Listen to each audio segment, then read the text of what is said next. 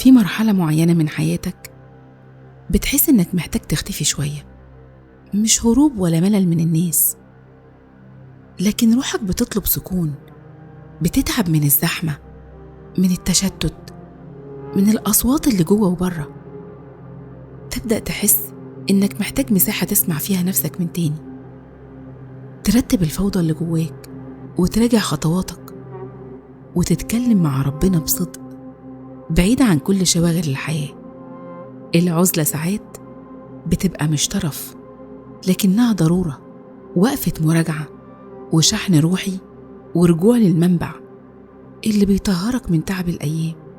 زي ما ذكر في القرآن: فآووا إلى الكهف.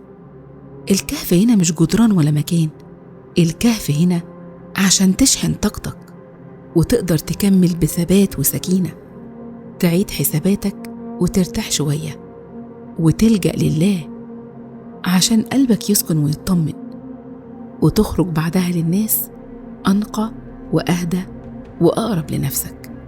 فأوي إلى كهفك كلما ضاقت بك الحياة، ففي كنف الله تتسع الروح وتطمئن القلوب. سكة السلامة.